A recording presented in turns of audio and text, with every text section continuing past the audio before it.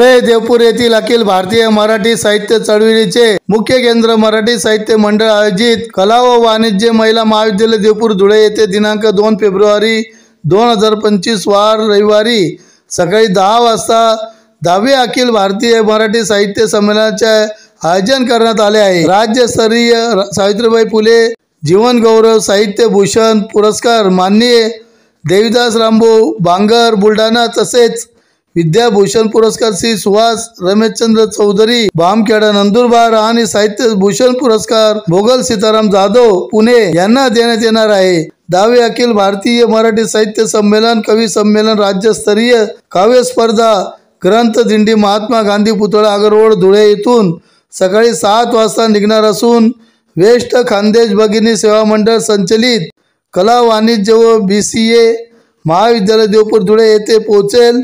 तरी ग्रंथ दिंडीमध्ये सहभागी होणाऱ्या सर्व मान्यवरांनी लेखक कवी साहित्यिक समाजसेवक आणि विद्यार्थी सर्वांनी सकाळी 7 वाजता महात्मा गांधी पुतळ्याजवळ जमावे असे आवाहन संमेलनाचे अध्यक्ष शशिकांत बदाने यांनी केले आहे।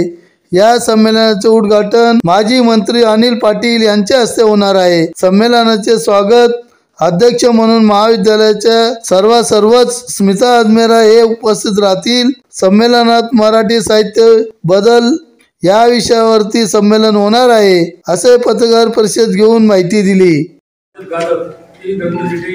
महाविद्यालयामध्ये येणार आहे।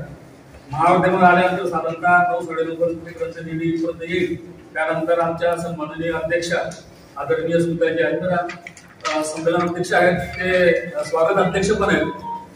स्वागत अध्यक्ष ते आलेल्या सगळ्या मान्यवरांचं स्वागत करणार आहेत।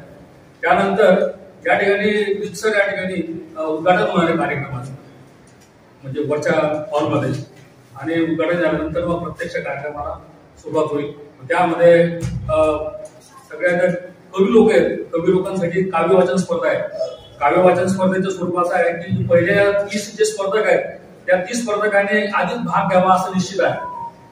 30 लोक जर भूमंडळ स्तरापर्यंत पोहोचले असतील तर त्या 30 लोकांना त्या काव्य वाचन परीक्षेमध्ये स्पर्धेमध्ये भाग घेता येईल आणि 1 ते 3 क्रमांक त्यांना बक्षीस देण्यात येणार आहे।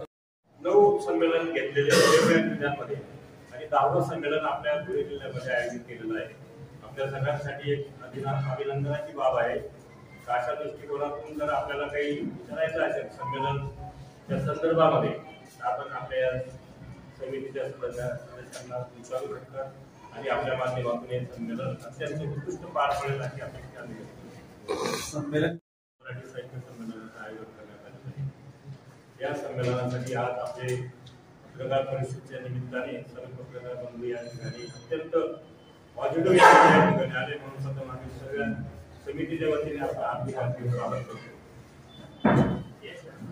साहित्य संमेलन आयोजित करण्याचा उद्देश एवढा आहे की जिल्ह्यामध्ये लेखन साहित्य असल्या, कवितांच्या माध्यमातून असल्या, कविता संग्रह जे काही चांगले लेखन आणि साहित्यिक आहेत यांना या सगळ्या साहित्य संमेलनाच्या माध्यमातून या सगळ्या गोष्टी लोकांपुढे मांडण्यासाठी एक प्रकारची पर्वणी आहे।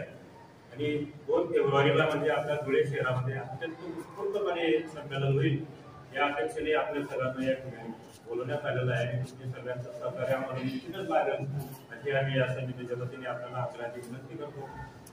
आणि या संमेलनासाठी उद्घाटक म्हणून आपले माजी मंत्री अनिल पाटील हे उद्घाटक म्हणून असणार आहेत। या संमेलनाध्यक्ष वेस्ट भगिनी महिला मंडळाच्या अध्यक्ष आदरणीय स्मिताताई अजमेरा असतील। त्यानंतर मावळते संमेलन अध्यक्ष पुरुषोत्तम कृष्णाजी बाळसावळे साताऱ्याचे ते पण जिल्हा अधिकारी पापळकर साहेब या ठिकाणी उपस्थित राहणार आहेत। अशा प्रकारे सर्व मान्यवर जे काही चांगल्या क्षेत्रातले ते सर्व या संमेलनाला उपस्थित राहून आपल्या सर्वांना मार्गदर्शन करणार आहेत। याच्यामध्ये सगळ्यांपेक्षा आपला पत्रकार संघ जो आहे याच्या माध्यमातून ही सगळी माहिती लोकांपर्यंत पोहोचवण्याचं काम आपण करतात। त्यासाठी आपली उपस्थिती सर्वांची त्या दिवशी अत्यंत प्रार्थनीय आहे।